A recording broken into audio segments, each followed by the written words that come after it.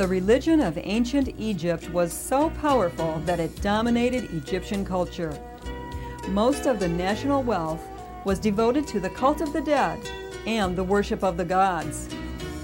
Powerful priesthoods dominated daily life. Even the Pharaoh was the embodiment of the sun god. When the old religion no longer proved meaningful, a new religion devoted to Isis and Osiris took its place. Immortality and rewards for everybody stimulated popular enthusiasm, and the new cult spread beyond the boundaries of Egypt. Let's turn now to our lecturer, Sherwin T. Wine, for a discussion of the Egyptian religion.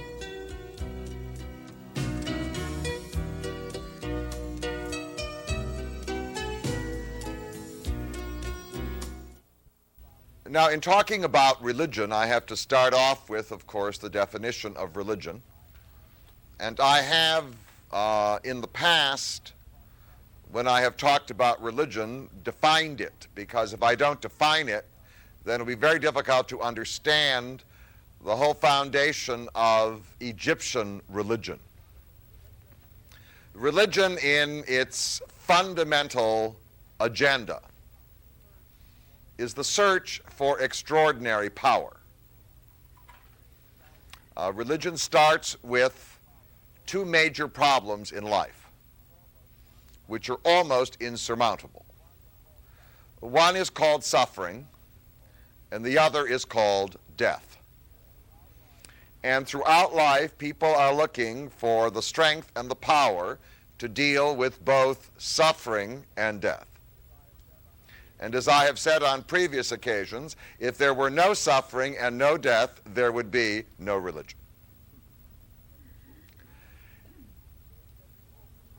So people throughout the ages, as long as we can go back in human history, have been searching for this extraordinary power, and I have to distinguish between extraordinary power and ordinary power.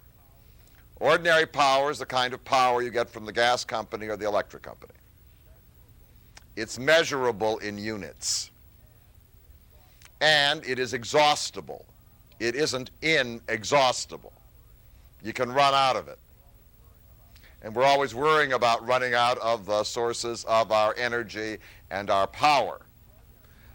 Extraordinary power is not natural power, it's supernatural power, and what makes it supernatural is that it cannot be measured and is inexhaustible. No matter how much you use, there's always what? More of it. Obviously, the American government would like to get their hands on that. No matter how much you use, there's what? There's more of it, and it is blasphemous in the world of religion to talk about how many God units exist in the area. I mean, you can't charge people per unit. And so it's unmeasurable, immeasurable, and it's inexhaustible, and therefore it's not natural and it's supernatural. And for most of human history, since people have been oppressed by plague, disease, earthquakes, famine, in the struggle for life, since they have been exposed to so much suffering and death, it is very natural for people at all times to say, I don't think I have the power to deal with this. Obviously, I don't. And I would like to find access to a power that will help me defeat suffering and death. Now, that agenda applies to all cultures and to all religions. In Egypt, it became an overwhelming obsession because I cannot think of any country in the history of the world where religion was more important. In fact, the whole economy and culture and energy of the Egyptian people were devoted to the acquisition of this power. And you can understand why if you understand the setting. Egyptian civilization did not arise in Florida. No great civilization can arise in southern Florida. because people are always relaxed. The breeze blows, the sun, what? The sun shines, the whole thing. I mean, nobody is going to create a civilization in that environment. Civilizations are generally born in harsher environments. Almost all great civilizations arose in harsh environments, not on South Sea islands. So if you look at Egypt, you're looking at a desert. You try to live in a desert. I mean, there is a vast desert that goes all the way from the Atlantic Ocean all the way to the Persian Gulf. Endless. Some of it is just sand dunes. It is uninhabitable.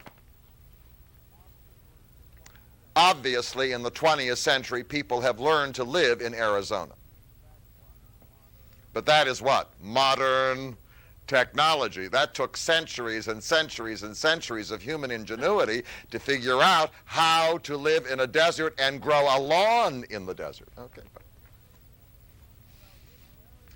So this area was one of the most hostile areas in the world. It's still a desert. If you go to Egypt, you taste it all the time. Sand. Now, the only thing that breaks the monotony of the desert is a river. It doesn't rain, by the way. You don't have to worry about rain. It's not like Michigan. The sun is shining all the time, relentlessly. Remember the sun, because the sun is very important in our story. It's burning all the time. And nobody in Egypt is looking for a suntan. There is a river that arises in the mountains of Central Africa. It's called the Nile. It actually has two branches that meet halfway up. One arises in what today are the mountains of Ethiopia, and the other in the mountains of Uganda, Kenya, and Tanzania. It's called the Nile River, and where the river starts, it rains. It rains on the mountains, and all this water gushes down. And there is this stream of water that passes through the desert on its way to the Mediterranean Sea. Now, in the spring, when the rain falls very heavily in the mountains, so much water comes down the river. It's like what happened in California in the winters. So much water comes down the river that the banks overflow, and there's something called the flood season.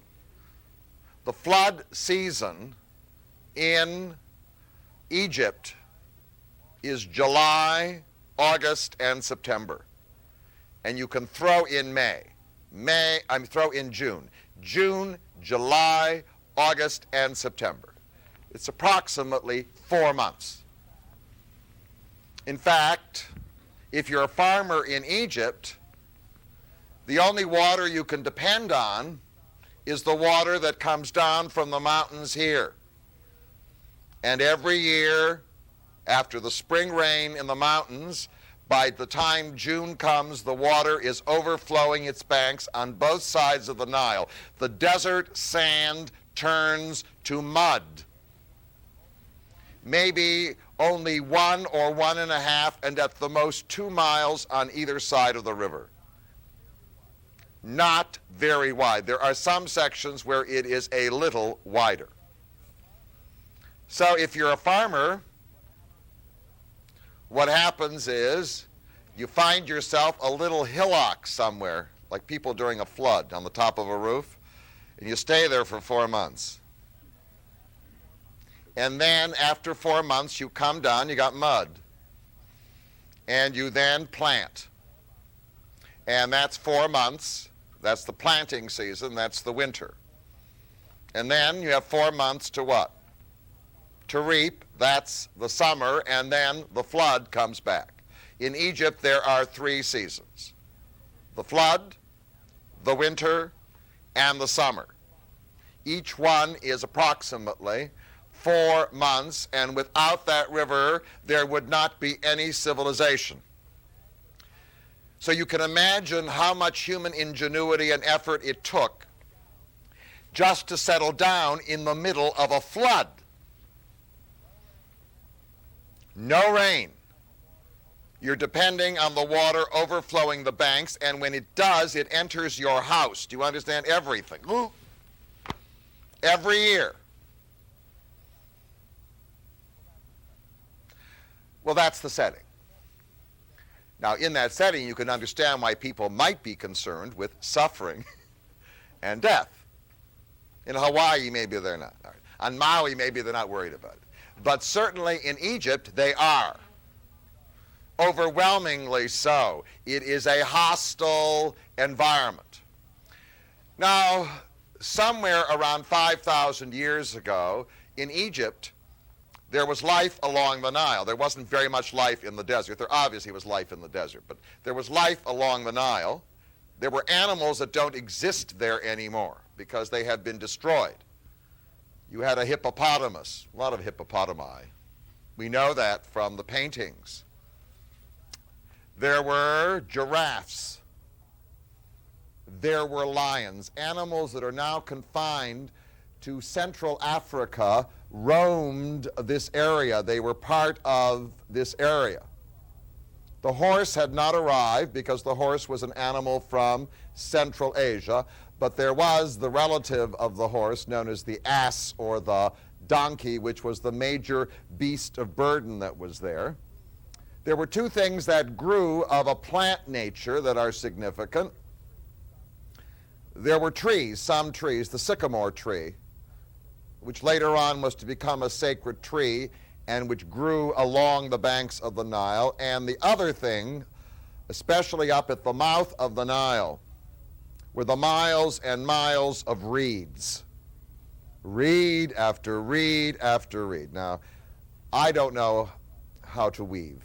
I've tried it. It's a good thing I don't have to rely on it. All right, fine.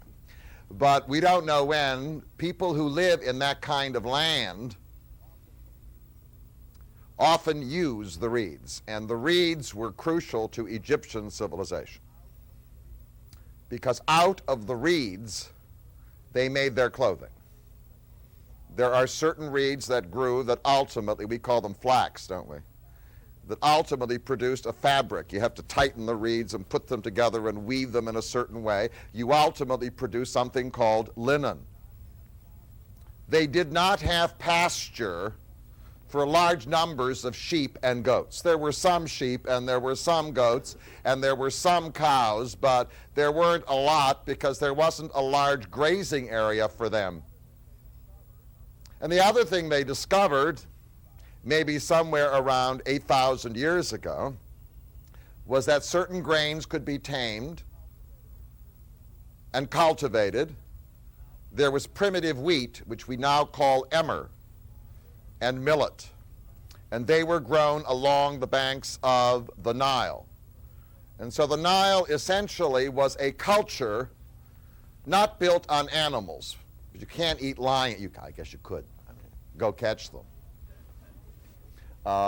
It was mainly a culture that had at its foundation agriculture. And still today, when you go to Egypt along the Nile, you can't go very far because you go 1 mile this way, you got the desert, and 2 miles that way, you got the what? You got the desert, got sand in your mouth. But right there along the river is village after village after village after village. And the people in these villages grow their grain, and they also build their houses. Their houses are made out of baked mud and reed. Mud and straw, that's all you see them making. Brick after mud brick after mud brick after mud brick. Those houses would not survive in Michigan. They would be washed away by the rain. But in Egypt they survive because it is a dry climate other than the flood. And there it is, a land of mud brick village after village after village with donkeys and agriculture, and the struggle for life is very, very hard, and from the very beginning there was lots of suffering and early death. Got the picture? I just want to... Because you have to understand the power of religion. Now, into this area came various people. I mean, obviously, human evolution has been going on for 4 million years. People go back and forth and back and forth. But in the last 8,000 years, we can identify certain people who entered the area. The people who seem to have entered the area entered in 2 ways. They either entered straight from Western Asia across what today we call the Sinai Peninsula into what we would call Lower Egypt. Lower Egypt, it's the river, by the way. The river where it starts is upper. Upper is here. Lower is here because it's going down. The people entered into Lower Egypt, which is the delta area where there were lots of reeds. And the other entry was for people who crossed over from southern Arabia, made their way through here, and came up the Nile. Those people ended up in something that we call Upper Egypt. And for several thousand years, there was Lower Egypt and there was Upper Egypt, and they were not the same country. When the people arrived in Lower Egypt and Upper Egypt, they were not united into single nations. They hadn't even reached that level of sophistication. They were divided up into families, clans, and tribes. And what they did was each clan or each tribe staked out a different area. So 5 miles of the Nile went to Clan A. 5 miles of the Nile went to what? Clan B. 5 miles of the Nile went to Clan C, and they obviously fought over what the boundaries were, and those battles continued. But it was like a tall skyscraper because there's no depth. It isn't that you can go here and take land or go there and take land. You either take land along the river or what? You die. Now, if you want to transport anything, then you're always transporting things up and down the river, passing through enemy territory. He or she who controls the river controls the people.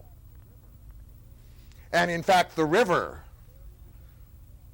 from the very beginning, was the Savior. It was the water of the Nile that was the Savior of the people. Everybody lived along it. Now, the people who came into Egypt are now designated as Hamites because they spoke a related set of languages that today are called Hamitic. The Hamitic people came most likely from Arabia. They were cousins of the Semites. They split off from the Semites thousands of years ago and made their way in 2 directions into this area, the northern route and the southern route, and they ended up on the Nile, and they turned to agriculture, and their clans and tribes divided up the area. In time, the clans and tribes of Lower Egypt united into a single kingdom with a king who wore a special crown. It was the red crown. It was a low crown with a high back, and it was red. And after a while, we're not quite sure when, was it 4,000 BC, 5,000 BC, the clans and tribes of Upper Egypt, who had come from a different place, they united into a kingdom of Upper Egypt, and they had a king who had a conical crown that was white. The white crown of Upper Egypt, the red crown of Lower Egypt. Now the Egyptians, both the Lower Egyptians and the Upper Egyptians, and that's not a value statement, I mean this is where they live, right? Lower down or higher up, okay, fine. Were surrounded by other people. So let me describe the other people. South of them were a people called the Nubians. They occupied what today is called the Sudan. They were an African people, a black people, and in fact they most likely are related to the Tutsis that we read about now in Rwanda and Burundi. To the west were a people the Greeks call the Libyans, we call the Barbars, and they stretched all the way to the Atlantic Ocean, and their language was related to the language of the Egyptians, and in fact they most likely had been part of this invasion from Western Asia, only they went farther, that's all. Over here in Western Asia was another people who at one time had been cousins and brothers of the Egyptians and who were to play a very important part in the story of Egypt. And now that it's the Passover season in the Jewish world, it certainly is interesting I'm giving this lecture now because obviously I'm going to have to touch on the connection of the Egyptians to a people called the Semites who lived in this area, whose language was related to Egyptian, although they were not mutually comprehensible, but whose lifestyle was totally different. The Egyptians were agriculturalists. They were farmers. The fabric of their clothing was made from reeds, and most of their food was bread made from the grain which they grew. The Semites, on the other hand, lived on the edge of the desert and raised sheep and goats.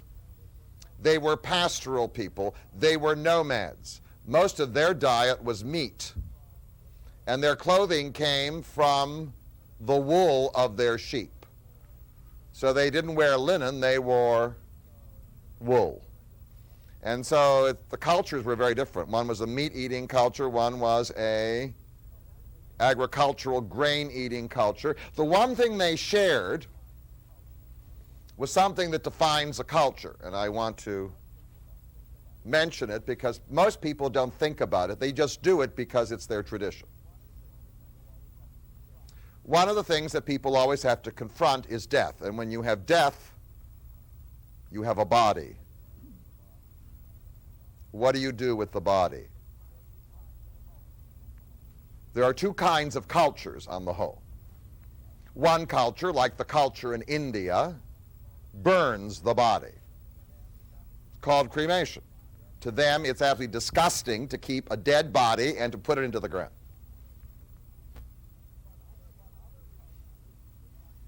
But other cultures would find it disgusting to what? To burn it up. They're burial cultures. What they do is they dig holes and they put the corpse, they put the body in the ground, or they build a tomb, or they find a cave, or whatever else it is. They do not destroy the body. Now, Egyptians, Hamites, and Semites are burial people. You could not bring up the subject of cremation in Egypt, please. It's a anti-cremation culture, just as you can't bring it up in Orthodox Judaism, Orthodox Islam, or Orthodox Christianity. Burial. In fact, if Egyptians had burned their dead, Egyptian culture would have been what? There'd be no I mean, the whole image of Egypt would have been entirely different. I mean, you wouldn't have Egypt. All right. Now, in the middle of all this, I want you to know that these people felt they needed extraordinary power. They had a rough time surviving. And so very early, like most cultures, they found extraordinary power in the supernatural world. So let me try to describe how the supernatural world of the Egyptians evolved. Now, in the mind of almost all Egyptians, these spirits were not fantasies. They were real. They were as real as the people they saw standing next to them. Some of them were friendly, and some of them were unfriendly. By the way, the spirit world does not make people serene. It makes you nervous. If you know you're being watched all the time by both friendly and what? Unfriendly spirits, then, I mean, not only do you have to deal with the people you can see, you also have to deal all the time with the spirit world. Now, there are two ways of dealing with extraordinary power, so let me describe it. One way is to view the power the way we view electricity or gas or whatever. What we want to do with the power is to control it. We don't talk to it, whatever. We basically try to control it. When you try to control extraordinary power, it's called magic. It may be an amulet that you put around what? Your neck. It's a big eye. And the power's coming towards you. Can't get to you. It may be a spell. A spell would be that I repeat certain words. Open sesame, close sesame, whatever it is. I don't know what it is. And what happens is the power is then what? Controlled by my words. That is called magic. And every child's dream, by the way, is to control the world through magic. They love magic, and even when we grow up, we love magic. Got it? I mean, the second way to deal with extraordinary power is called worship. This is to view the power as being conscious. You can talk to the power, reason with the power. And what you want to do is to win the favor of the power. Since you think of the power as conscious, not like electricity, but it's now what? It's conscious power. You therefore want to please it.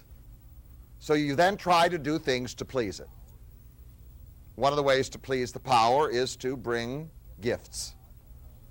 When you bring a gift to a god, it's called a sacrifice. Now you can bring all kinds of gifts. You can bring bread. Some gods settle for bread. You can bring meat. You can bring jewelry. You can bring silver. You can bring gold. You can bring olive oil if you have olives. You can bring anything.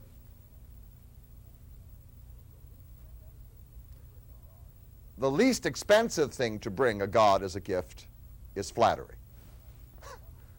Is to praise God.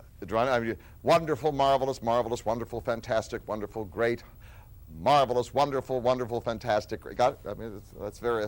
We all do that in terms of dealing with powerful people. Sometimes we use that as a technique, and these are also gifts. One of the ways is to simply say to the power, "You're the greatest power, and I will do whatever you tell me to do." It's called obedience. Huh? So there are many ways that people found to deal with these powers. Now, what we know about Egypt is that very early, the spirit world fills up. So let me describe how the spirit world filled up. Each clan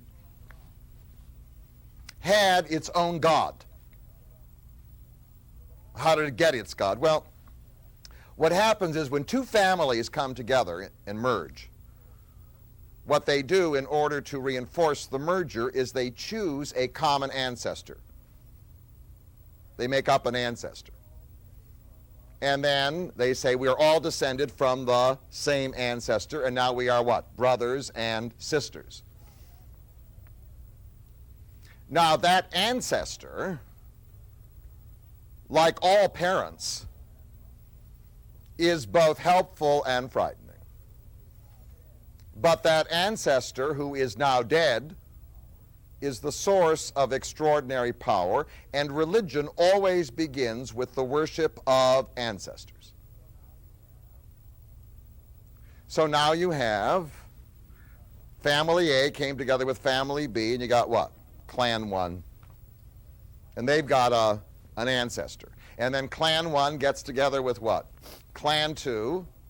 And then they come together and they produce a tribe, all right?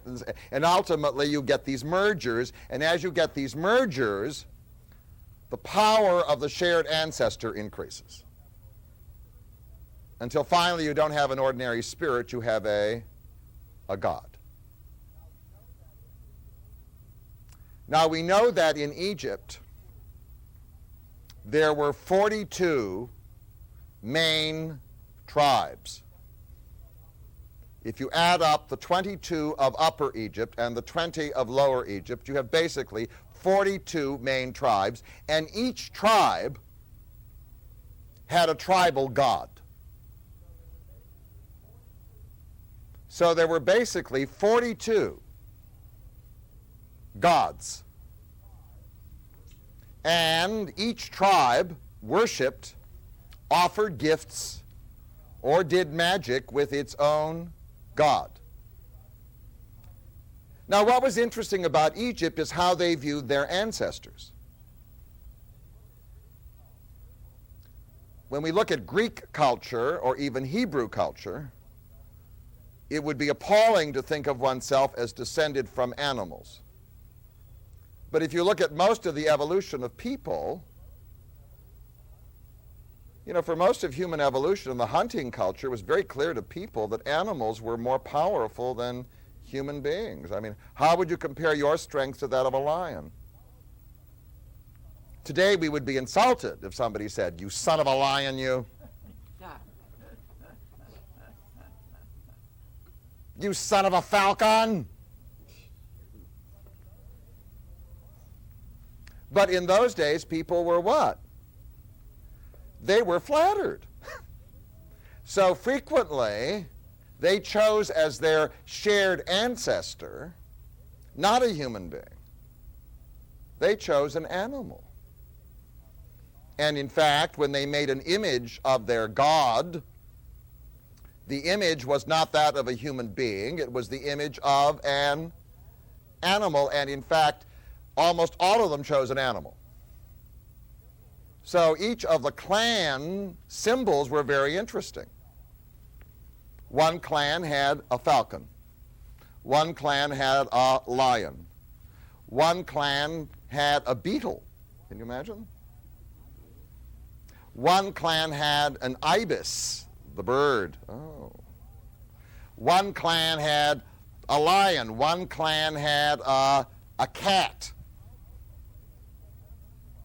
And ultimately, what happened was, each of the 42 gods in Egypt was represented by an animal, because people initially believed that indeed these were their ancestors, and they became the symbols of the god.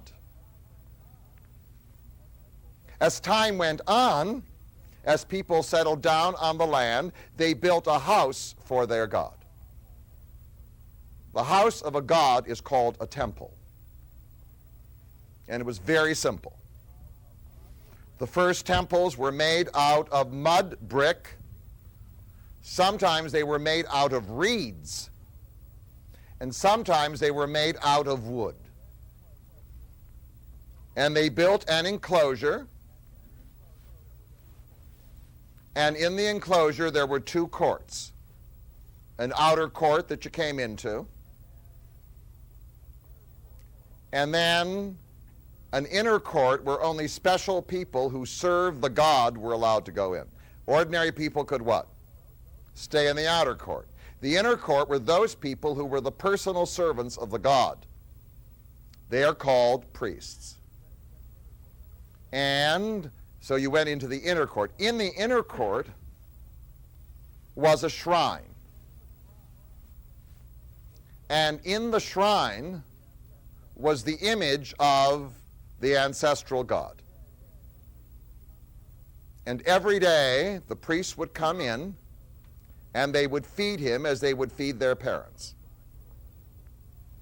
They would open the shrine door and they would take out the image, might be a falcon or a lion or whatever, and then they would dress it up.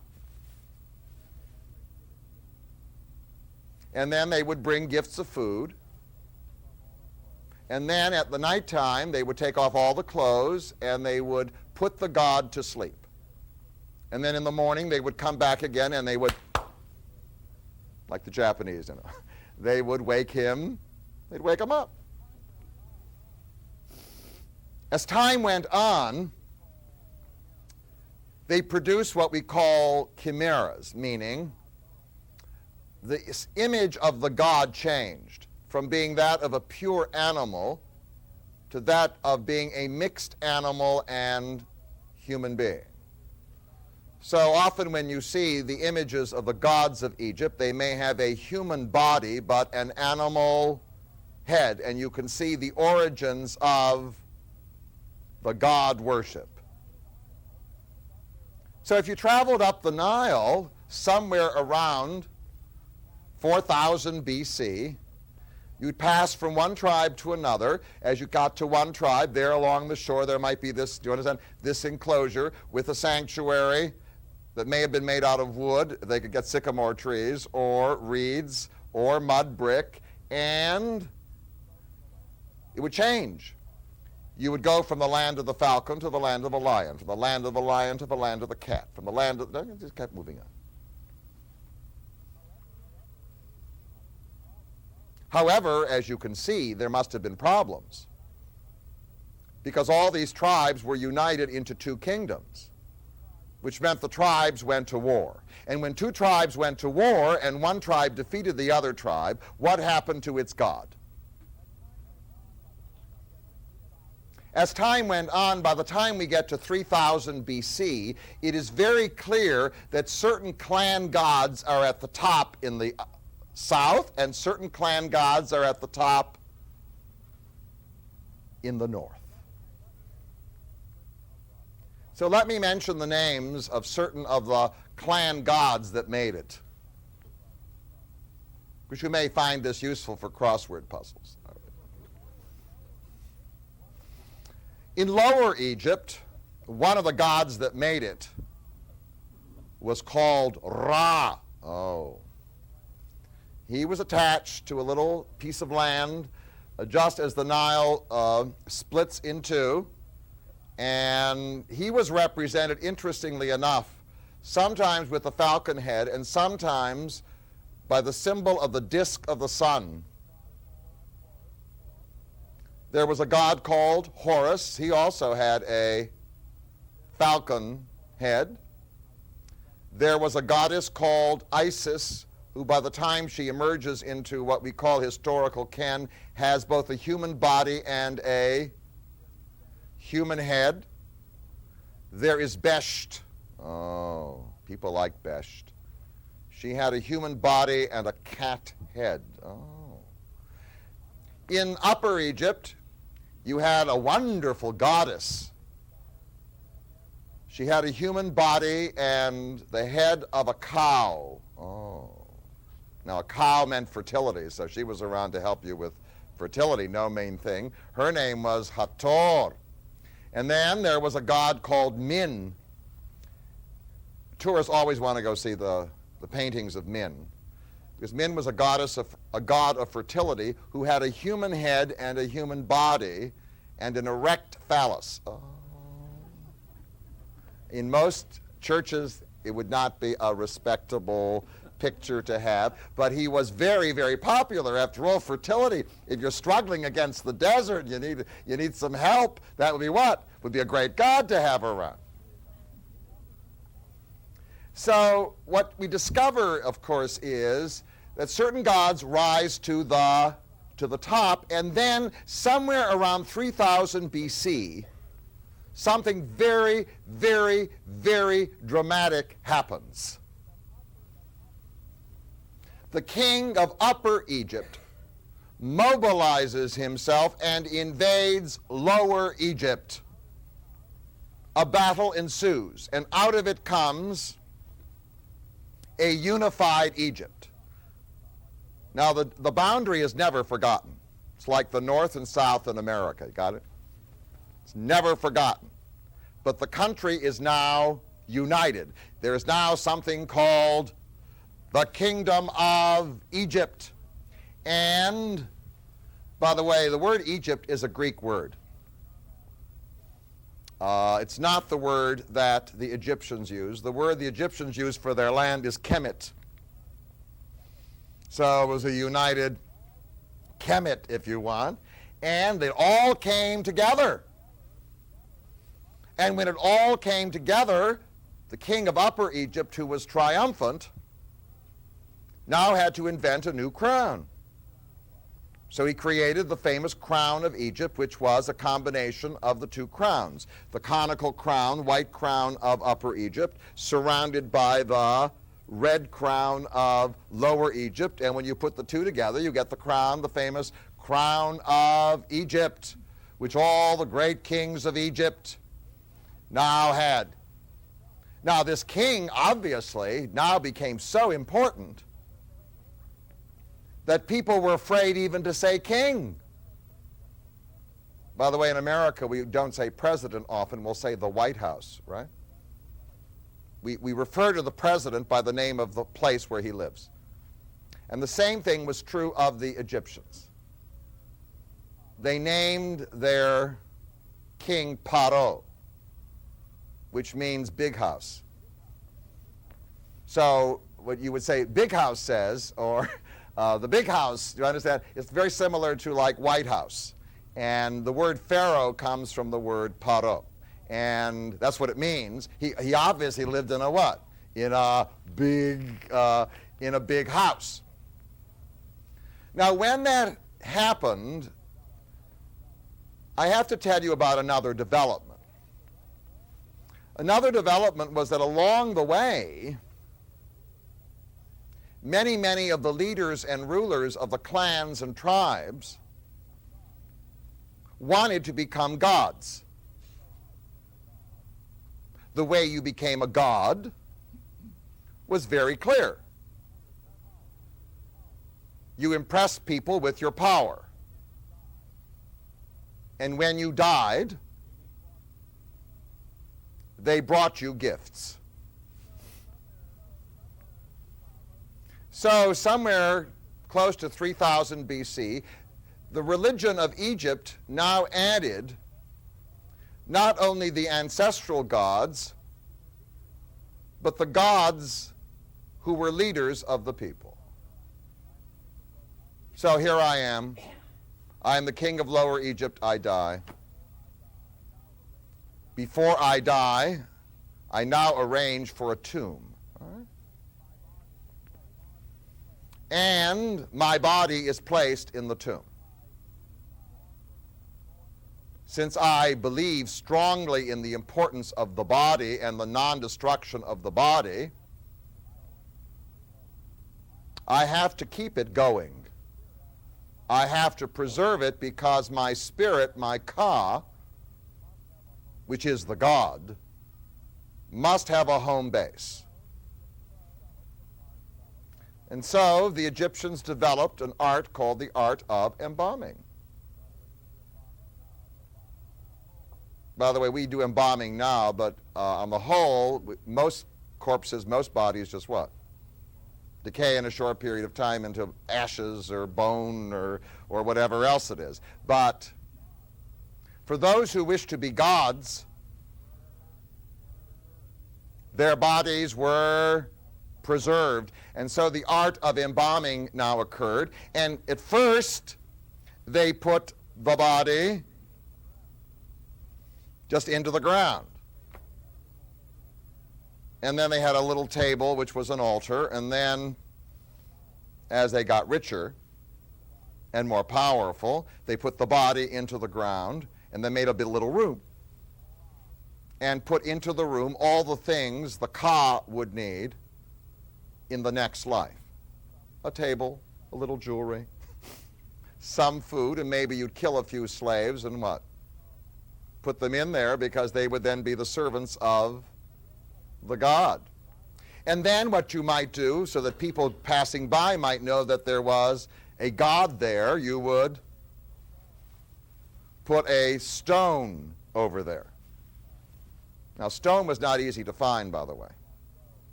Stone was not along the Nile. You had to go quite a few miles to both the east and the west to get stone. And there was limestone, there was sandstone, and also there was alabaster. And in order to get it, they would have to force people to drag these heavy stones to the place. By the time the kingdoms were united, all over Upper Egypt and Lower Egypt, there was now a new set of gods. There were the old ancestral gods, and now there were the dead kings. Oh. Now, to feed all the dead takes a lot of time. Let me just tell you. You have a culture in which food is scarce. You have to feed your donkey, after all. And you certainly have to feed your children.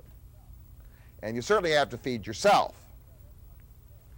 But now you have to feed the dead. The dead come in two forms. They come in the form of ancestral gods and what? Dead leaders. So now you have to you have to drag all this bread, all this fruit, whatever you've got, you're now bringing it to the tomb. Not only that, all this stuff that you've made that could be useful, like a table, a chair, a ring, is thrown into a tomb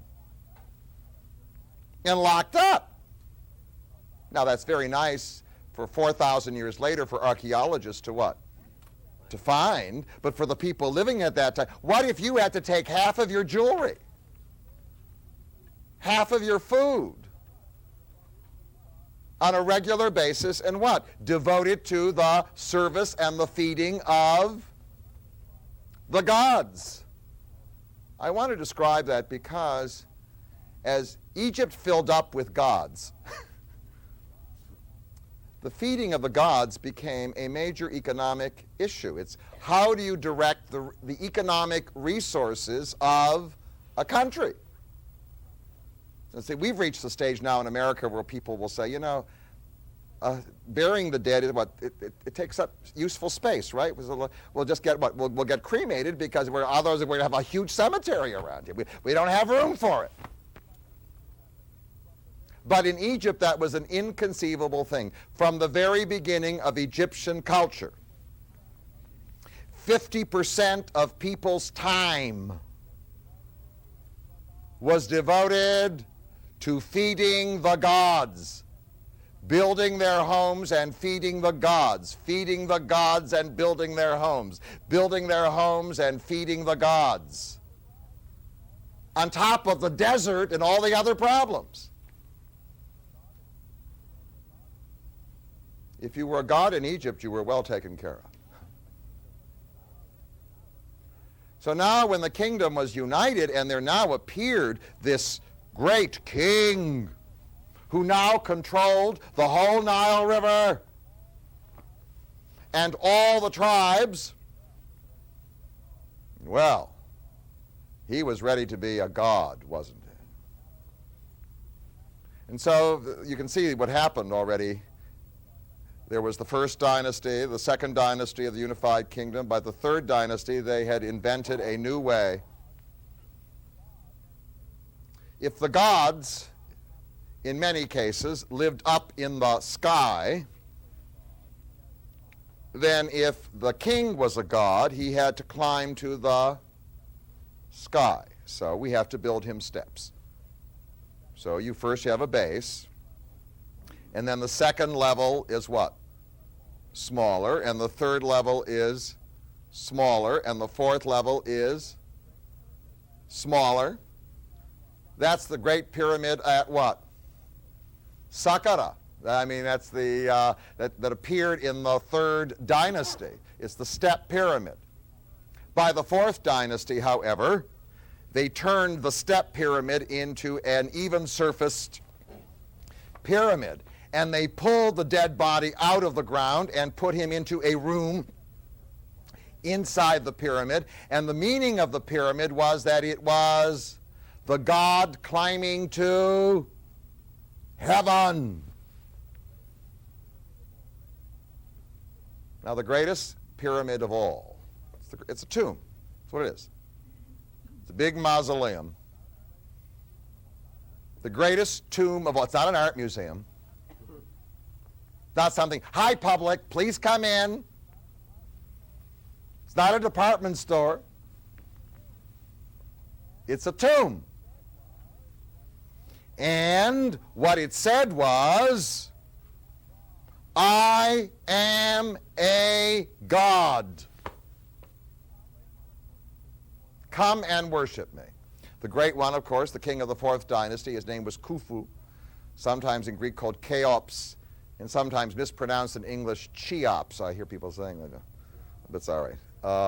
The great pyramid of Khufu, and in front of it, obviously, was the guardian, the half lion, the lion's body, and maybe the ram's head, or the human head, and a temple where you could come and bring gifts, and then the stairway to heaven. It could be a movie. The stairway to heaven. Now, you have to understand what percentage of the national budget went into this enterprise. You had to schlep the stone for dozens and dozens of miles. In order to build it, you needed forced labor. Nobody would volunteer for this service. But you were the king of Egypt, and you were the dictator of all that you survey, and indeed you were a god. So you had forced labor. For all practical purpose, slaves, people who were forced to devote a large part of their annual time not in growing food for their families, but in what? Building it. And thus you come to one of the basic characteristics of the Egyptian gods. The Egyptian gods were the equivalent in America of adding up Medicare, Social Security, the military budget. We got to add them all up, and you what? You have what we call the Egyptian gods. Feeding them and housing them and whatever it was took up an enormous percentage of the national resources. But the other side of it is that people went along with it. They believed in this power. They wanted this power. The holidays of Egypt, I'll tell you what they were.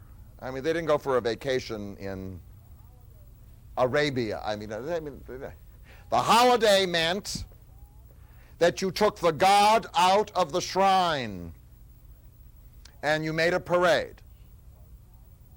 And you walked out of the enclosure, do you understand, into the street. And then you were followed by the priests, and then hundreds or thousands of people up to follow you, and you would then proceed with the symbol of the shrine of the god through the streets and the praises and whatever it was, and then people would what? Do a little singing, do a little dancing, have a little party, what it was. That was the great festival. All the festivals were built around the worship of the gods. Now, by the time you get to 2000 BC, the Pharaoh and the priests have organized the gods of Egypt. Now, just as you united the United States into the United States of America, they united everything. First of all, they found a capital. They had to do what they did in America. The capital of Egypt had to be right on the boundary between Upper Egypt and Lower Egypt, just like Washington, D.C. It couldn't be southern, it couldn't be northern, so nobody would get what? Nobody would get annoyed. So they found a city, a place, right where the Nile splits, which is the boundary between Upper Egypt and Lower Egypt, and there they created a capital called Memphis. Now, the god of Memphis became one of the great gods of united Egypt. His name was Ptah. His name appears in Ptolemy. No. Ptah. All right. And the other one was a god whose shrine was across the river, not far from Memphis, in what today is a posh suburb of Cairo. It's called Heliopolis, the city of the sun. But the little town had a god called Ra. And so they now developed a story like the story that is to be found either in the Iliad and the Odyssey or in the Bible or whatever, only it's a different story. The story was the following. First came Ra. He created himself. He was the Pharaoh of the what? The world. And then he gave birth to the god of air and the god of moisture, the god of air and the god of water, the goddess of water. And they got together and had an affair or whatever. No. And they produced two children, the goddess of the sky and the god of the earth. By the way, if you ever saw pictures and paintings from this period of the gods, the goddess of the sky was an arched body like this over the earth, and the god of the earth lay flat, prone like this.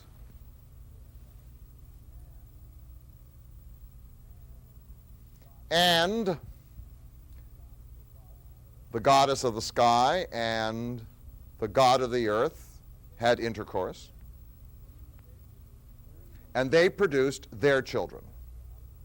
Their children were a mixture of gods from Upper Egypt and Lower Egypt. I'll give you their names. One was a goddess with a cow head. Remember her? Hathor.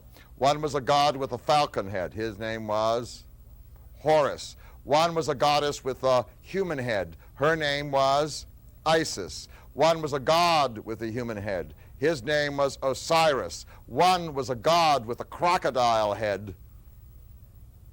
His name was Set. And so these were the great gods, and they were all what? Brothers and sisters. When people come together, what do? They develop a connection. So now all the gods were related, and the gods now began to develop specialties. One specialized in the arts. One specialized what? In medicine. One specialized in fertility. And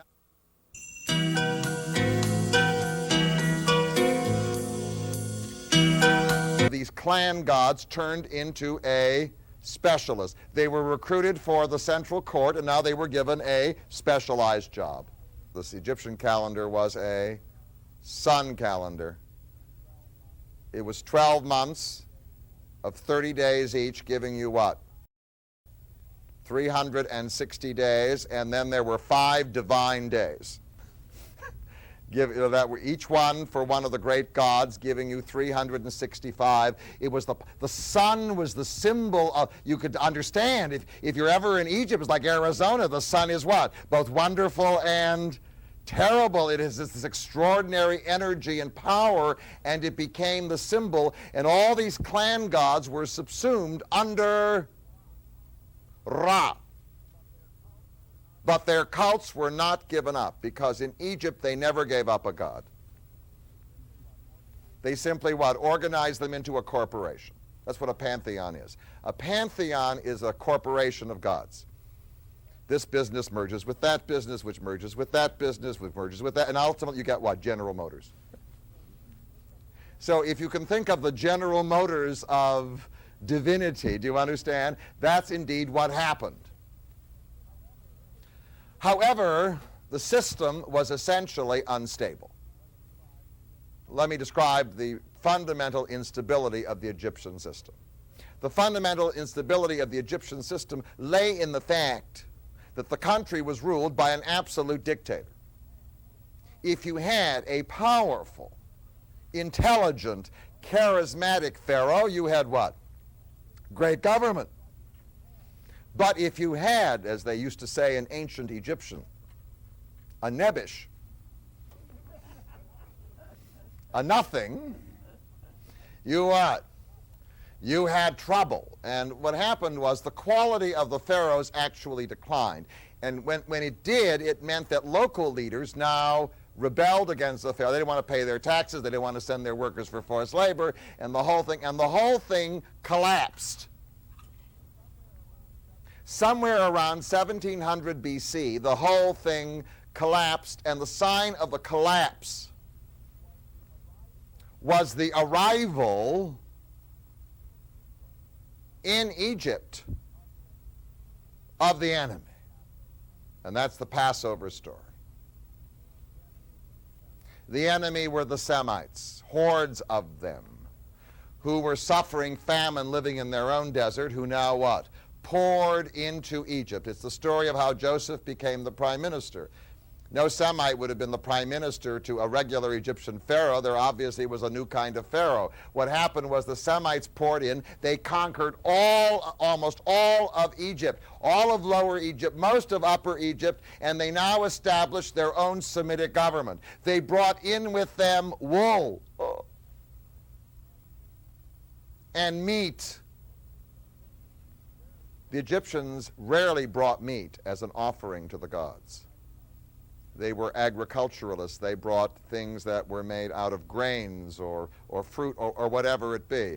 But here was an entirely different kind of culture, and the Semites ruled Egypt for 250 years, and they did something to the religion. They deposed Ra as the chief god.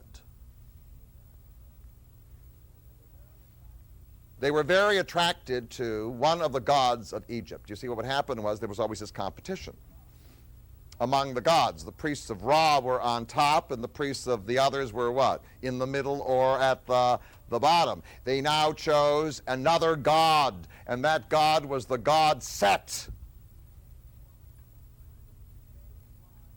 His main shrine had initially been in Upper Egypt at what today is called Ombos, and then it was moved by the Semites, who established their capital in the north near the Sinai Desert. They established the major shrine of Set, and Set was now viewed as the chief god. He was the god of creativity, the god of power. Quite frankly, he was the Ra of the Semites. During that time,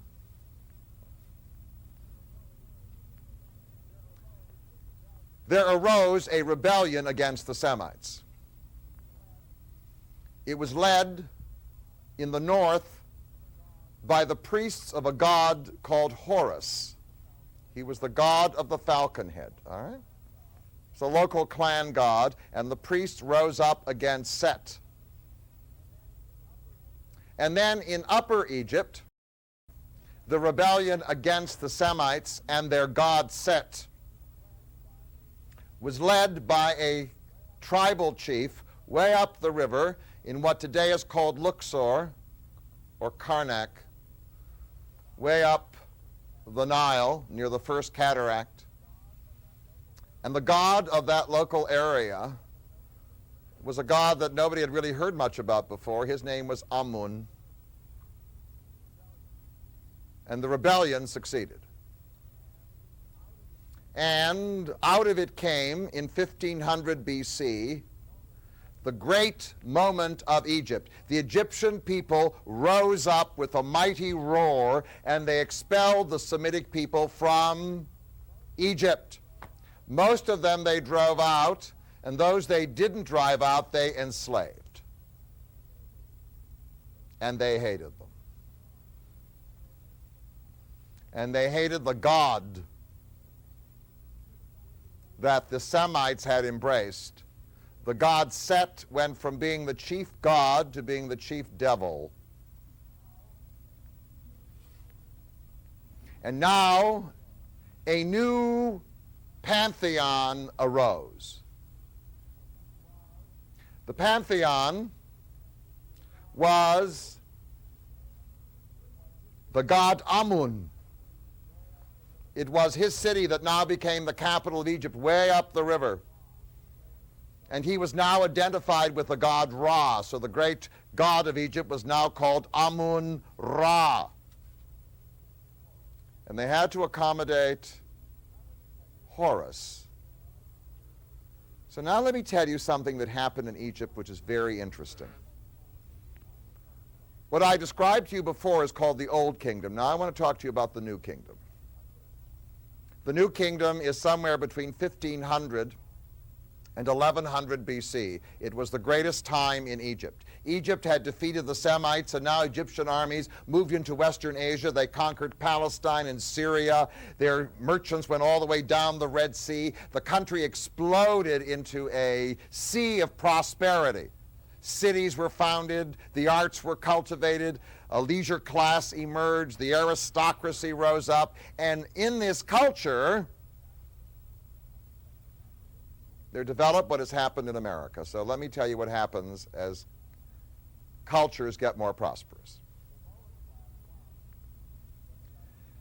The lower class wants what the upper class has. What the upper class had in Egypt was the opportunity to become a god, right? If you had enough money, you what? Embalmed yourself, built yourself a what? A tomb, left an endowment fund. So there would be enough food to feed you at what? At your local temple, because Egypt was this land where the dead could turn into gods.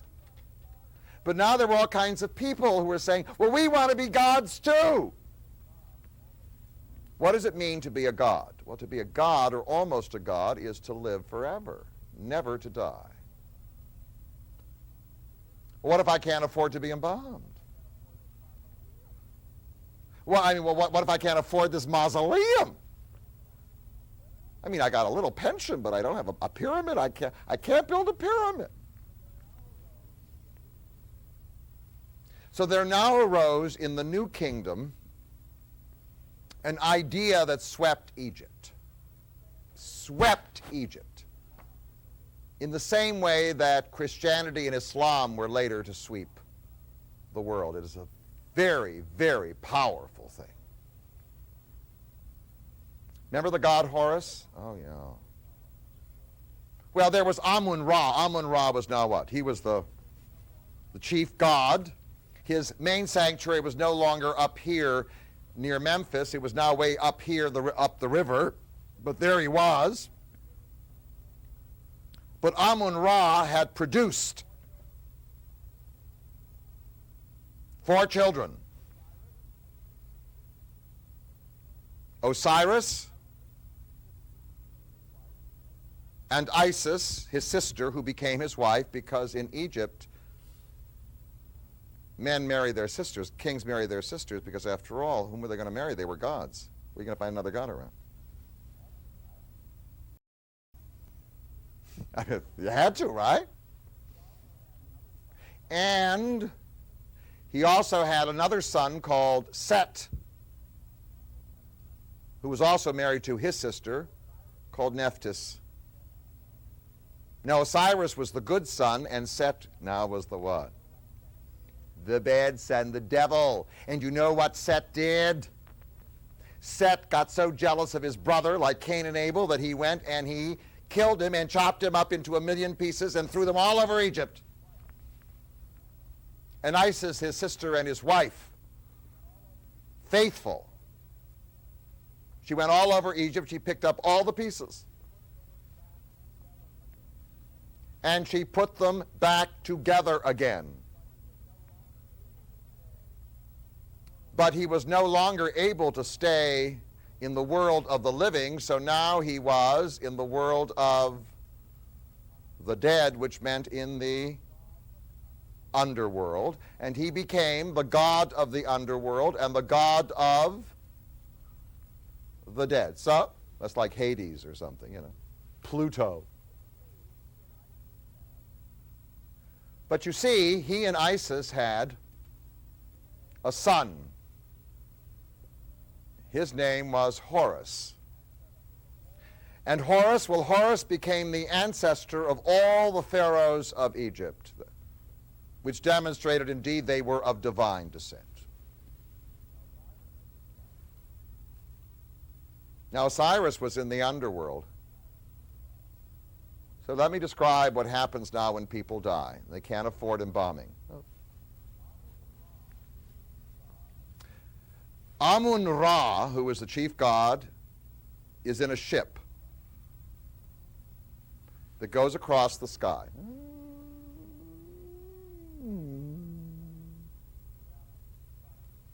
The earth is flat. What happens to the sun when it sets in the west? Goes underneath. Hi, Osiris. And then it comes out in the what? In the morning. It's the divine bark. Now, when you die, you might be able to get on the ship and say, bye-bye. And you go into the underworld. The next thing you know, the ship stops. Get out! And there, sitting on a throne, is Osiris, the god of the underworld. And he says, do you wish to enter the blessed land? Through those doors is the blessed land. Oh. Yeah. In the blessed land you will live forever and ever, happily ever, ever. Oh. All right. I got this book here and I'm checking your record.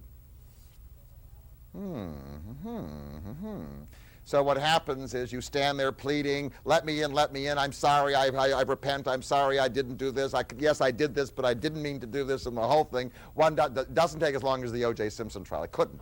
That's for sure. That's for sure. And then, hopefully, you're not condemned. If you're condemned, you know what that means. But if you pass the test, if you've led your life in the right way, then you are led to the door.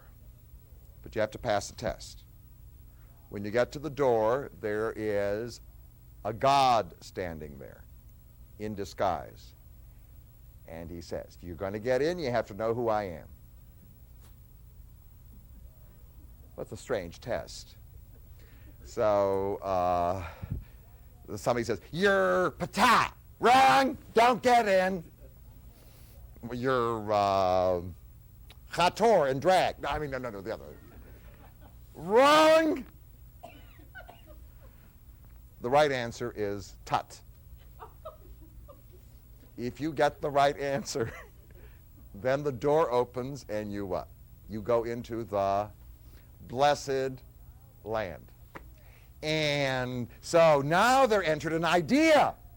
The idea of what? Judgment Day. And now there was available to everybody, even peasants, the opportunity of living eternally. Not just the king, not just the aristocracy. It was now open to everybody. It's called the democratization of religion. So you can imagine what happened after a while. Most of the other gods weren't forgotten, but they began to what? Sort of slip away.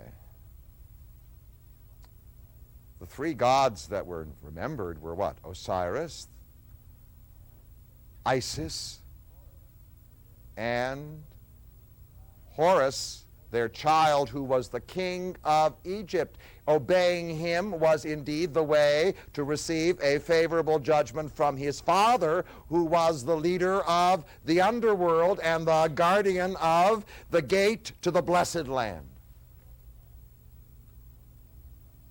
Do you see all the changes taking place? We started with a bunch of what? Local gods with animal heads. And now we have the what? The great judgment day, and not even embalming is any longer necessary to get to the eternal life.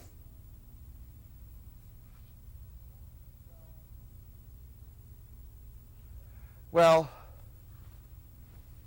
what happened, you see, was that in time, Egypt became more and more and more obsessed with becoming a god. And so what that meant was that the priests became more and more and more powerful, and the temples became bigger and bigger and bigger. In fact, there was an attempt on the part of one Pharaoh to end it all. His name was Akhenaten. He lived in the 14th century BC. He had started out life named after the god Amun, Amenhotep IV. And he had the most beautiful wife that had ever reigned in Egypt. Her name was Nefertiti. Nefer, beautiful, beautiful. All right. And he was misshapen, by the way. There was something physically that seemed to be wrong with him, but he seemed to be an intellectual, and what he wanted to do was to undermine and destroy the power of the old religion, which was what? Eating up the national resources. So one day, he talked to Nefertiti, who gave him the kind of advice that Hillary gave Bill. All right. Yeah. She said, what you have to do is to fire all those priests. Well, that was a little naive. So he fired them all. And he declared now that he was going to organize a whole new priesthood. And he moved his government out of the city of Amun and built himself a whole new capital. But I want to tell you, within 5 years, he was dead. He was very naive. He didn't understand the power of this religion. So he died, and then ultimately, Egypt began to devote more and more and more and more and more money, energy, and time to the cult of the dead. So when enemies arrived, they could no longer what? Mobilize the energy to fight them. The Hittites came, the Greeks came, the Nubians came and produced the opera called Aida. No, I mean, then the Assyrians came, and then the Persians came, and then the Greeks came. And the Greeks conquered Egypt. And when they had conquered Egypt, this religion was already 4,000 years old. Well, when Alexander the Great arrived in Egypt, he had two choices. One, he could say, "Ooh, disgusting." But he'd learned the lesson from, you remember who? Akhenaten. So he did something else. He said, "Guess who I am? I'm a combination of Amun-Ra and Osiris and Horus all put together.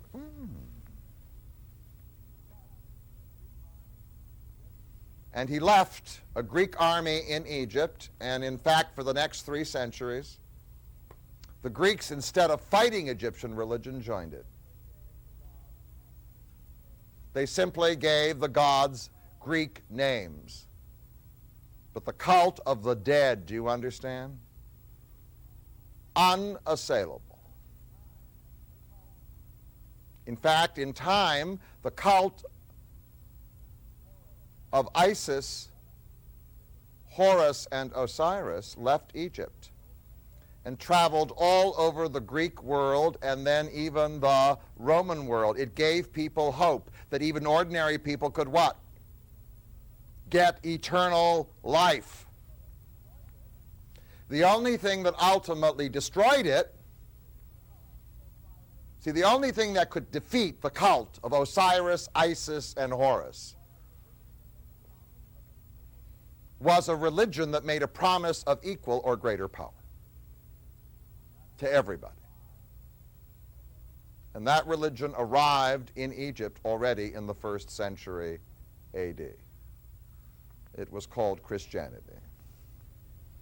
And Christianity offered the what? The same, also the promise of eternal life for everybody. And so the Egyptians converted to Christianity. And by the year 350, the cult of Isis, Osiris, and Horus was gone, and Christianity replaced it. And those Egyptian Christians are still to be found, 7 million of them, along the Nile. They are descended from the original Egyptian people. They are called the Copts. In the 7th century AD, they were invaded by the Arabs, who brought the Muslim religion and the Arab language, and they were reduced to a minority. But they are the descendants of the people who worship the falcon, the cow god Hathor, Horus, Isis, and Osiris. So let me conclude. All the great wonders of Egypt that we go and see, the temples and the tombs, right? That's what you go say. Tombs, temples, temples, tombs. And not only that, they're wonderful. You walk into the tomb, King Tut's tomb. There are these gorgeous paintings. You say, oh! But you have to realize that when they were painted, the public was not admitted. It wasn't a museum. It's a museum for us. The thing was painted and closed up. The jewelry was put in there and what? Closed up. The wealth of Egypt was deposited in tombs and what? Closed up. And it was only in modern times that people what? Thieves broke in the in-between, but I mean, in modern times they broke in and turned these places into places of public view. But you are suddenly aware of the cult of the gods and the cult of the dead. There on the walls, painted for you. There's Osiris. There's the divine bark. There are the people standing before the judgment throne. There is the goddess Hathor. There is the god Min. I mean, picture after picture after picture after picture. And the sculpture. And the temples, well, they're part of the same structure. The wealth of Egypt overwhelmingly went into the artifacts of religion and the cult of the dead, and the only way it could be replaced was by something that also promised eternal life. So let me ask, what is the legacy of this lost religion? Actually, the legacy of Egyptian religion is very powerful. It's called the idea of Judgment Day. Oh. By the time of the New Kingdom, every Egyptian was there. And in fact, people were buried with what was called the Book of the Dead. What was the Book of the Dead? The Book of the Dead wasn't the Bible. It was a series of prayers and incantations that should be said by the dead when they arrived in the underworld. See, what do I say? I'm at the trial. Tell me what to say. So the Book of the Dead is filled with what? Instructions. Things, when you get there and you're standing in front of Osiris, don't freeze. Say this, say this, say this, say this, say this, say this, say this, say this.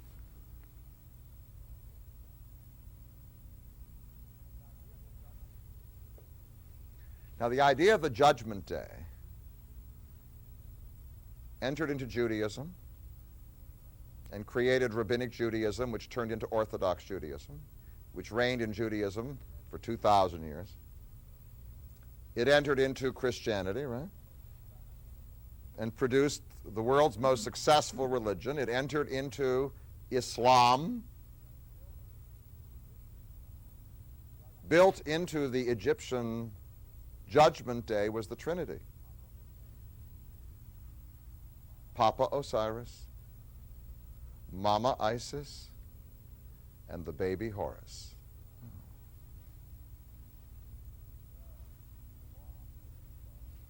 Well, it's a lost religion, but not quite so lost. Thank you very, very much.